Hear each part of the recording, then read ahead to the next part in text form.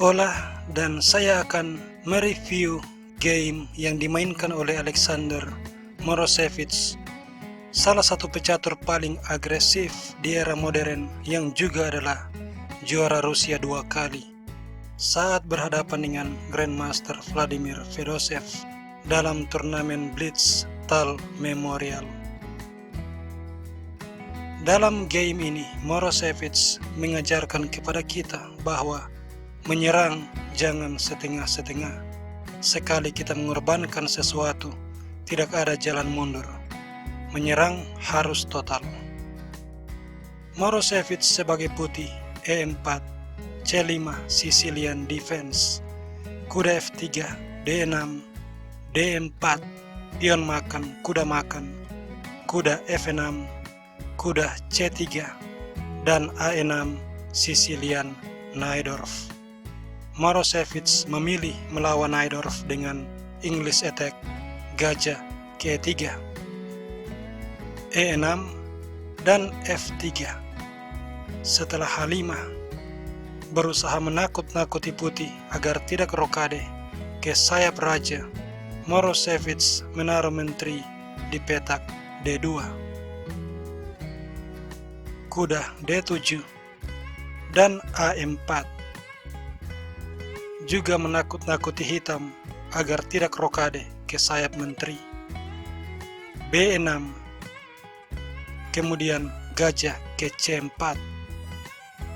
Menteri ke C7 menyerang gajah, dan Morozevich dengan melihat fakta bahwa raja hitam masih berada di tengah, dia memutuskan untuk mengorbankan gajah. Pion makan, kuda makan pion, mengancam menteri. Menteri C4, lalu kuda makan gajah. Ini dengan sendirinya menghilangkan hak raja untuk rokade ke sayap raja, membuat raja semakin terpaku di tengah. Benteng makan kuda, menteri makan pion. Sebagai ganti kehilangan perwira, Morozevich mendapatkan kompensasi 3 pion plus raja lawan yang berada di tengah. Dan inilah tentu cara berkorban yang benar. Pengorbanan harus selalu menghasilkan kompensasi yang menguntungkan kita. Raja ke F7 berusaha untuk menyelamatkan raja. Rokade ke sayap menteri. Kemudian benteng E8. Lalu H3 bersiap G4 untuk meluncurkan serangan. Benteng E6, menteri F4.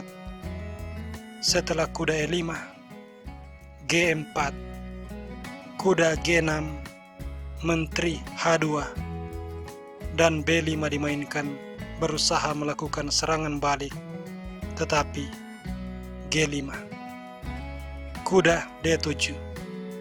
Di sini benteng D4, menteri C6, lalu F4 mengancam serangan forking. Benteng mundur, benteng D1 menekan kuda mencegah gajah fianchetto.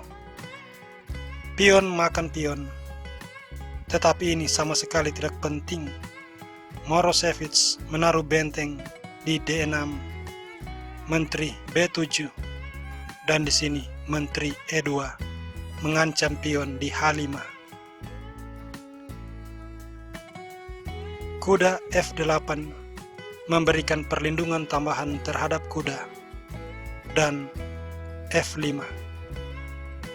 Kuda E5, menteri makan pion skak. Kalau raja menyelamatkan diri, benteng akan hilang. Karena itu raja tidak bisa menghindar. Vladimir Fedosev menutup skak dengan pion.